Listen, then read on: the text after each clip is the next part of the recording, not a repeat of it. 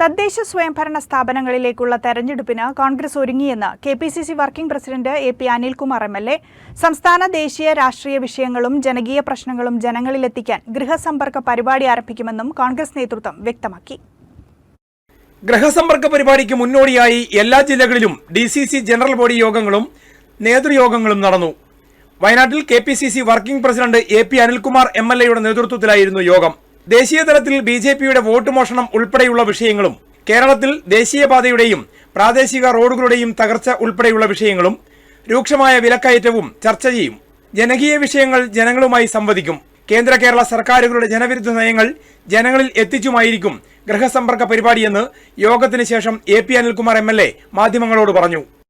ഏതാണ്ട് പടിവാതിൽക്കൽ എത്തി നിൽക്കുകയാണ്. അതുകൊണ്ട് തന്നെ അതിന്റെ പ്രവർത്തനങ്ങൾ കൂടുതൽ ദ്രുതഗതിയിൽ നടത്തിക്കൊണ്ടിരിക്കുകയാണ്.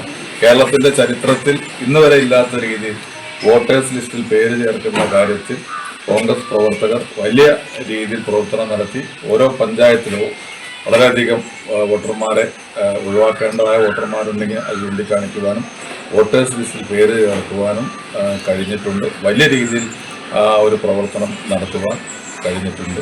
അതോടൊപ്പം തന്നെ ഈ വരുന്ന 29, 30, 31 ദിവസങ്ങളിൽ വളരെ കാലത്തിന് ശേഷമാണ് ഒരു ഗൃഹസമ്പർക്ക പരിപാടി കെപിസിസി നിർദ്ദേശിക്കുന്നത്. തദ്ദേശ തെരഞ്ഞെടുപ്പിൽ പരമാവധി വോട്ട് ചേർക്കൽ നടപടികളാണ് ഇപ്പോൾ നടന്നുകൊണ്ടിരിക്കുന്നത്. ഡിസിസി ജനറൽ ബോഡി യോഗത്തിൽ കെപിസിസി നേതാക്കൾ രാഷ്ട്രീയ വിഷയങ്ങൾ വിശദീകരിച്ചു. പുതിയ ഡിസിസി പുനഃസംഘടനയിൽ ആശങ്ക ഒന്നുമില്ലെന്നും സമയമാകുമ്പോൾ പുനഃസംഘടന നടപ്പാക്കുമെന്നും അദ്ദേഹം പറഞ്ഞു.